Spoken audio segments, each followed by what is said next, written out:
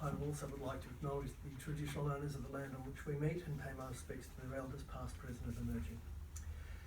Dad wasn't a Victorian, he was a crow eater from the Murray Mallee. He'd been writing letters to the paper against Hitler for years, so he felt compelled to join up in June 1940 as a matter of conviction. He became a map reader for the 2nd 48th in training in Adelaide.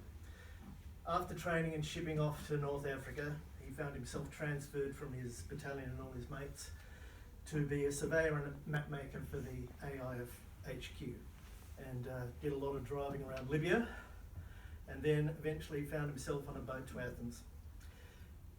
Arrived in Athens in March 1941, and he was proud of the hero's welcome that was given by the local population. When the evacuation order was given to Anzac troops, he felt a lasting shame in their inability to adequately defend Greece from German occupation. Most frontline troops were evacuated as a priority, leaving support staff like Dad to fend for themselves. Stranded on the beach at Tolo, he negotiated the use of a boat. Rowing at night with 3 others down the Peloponnese coast, he evaded the Germans for a week, fed each day by local villagers who insisted that all of them stay, and the village would find a way to shelter them and make them pretend that they were shell-shocked veterans of the Albanian War. And Dad kept on rowing with his mates. So the Germans eventually found them at Cape Malayas, right down the bottom of Greece. After capture, he endured more than 2 months of appalling conditions in the holding camps of Corinth and Thessaloniki. He lost half his body weight to dysentery, cholera and malaria. He barely survived the train transport to Germany. Throughout this ordeal, wherever possible, the local population, already living in famine, would risk imprisonment, injury or death to get food to POWs like Dad. The example of the Greek population offering food to those who had not been able to defend them touched him deeply. He never forgot it, was always grateful, and took their courage as an example. In 1972, he returned to Greece and visited every village he had passed through so he could say thank you. After Dad's death 8 years ago, I found a journal written early in 1945 that he wrote as a way to get the bad memories out of his head. I'm grateful to Jim that he found this useful in the writing of this book, which has given me a much greater understanding of the personal experiences of those involved in Australia's participation in the Greek campaign. Jim, it's a sometimes challenging but always engaging read, and I'm glad to see Dad's part in it.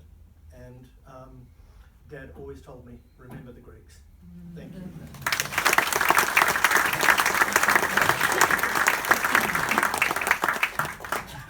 Thanks, Neil, and I highly recommend his new book, The Greatest Escape. Now, if technology allows me, by way of conclusion, I'd like to play you a song. It's a song from the Greek campaign that's not really, has been sort of forgotten, I think. It was a famous song, popularised in the First World War, combining Australian music with New Zealand words. And it was sung by the Allied troops as the last evacuation ships departed the southern port of Sfakia in Crete during the night of the 1st of June 1941. I found a reference to it in a biography of Reg Saunders, and the book was written and was published in the early 60s. It was based on a lot of interviews with veterans, and the song is called Now Is the Hour. And if you speak to an Australian of a certain age, they will know the song.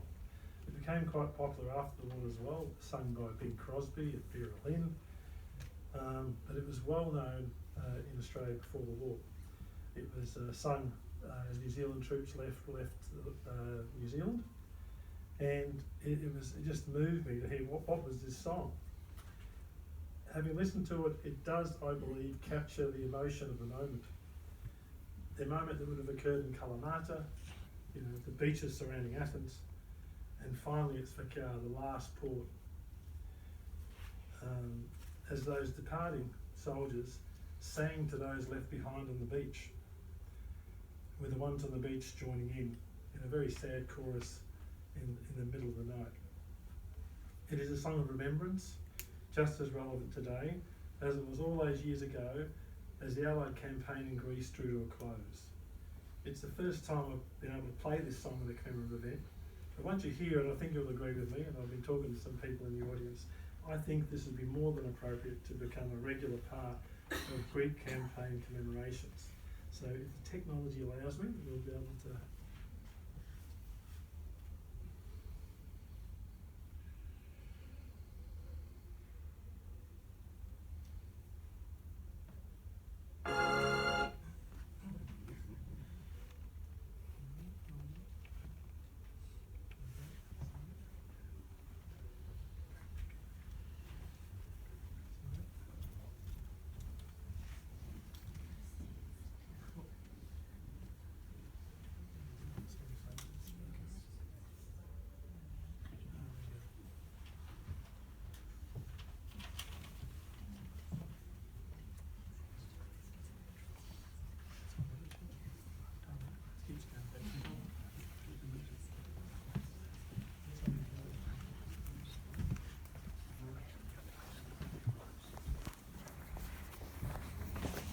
You're leaving?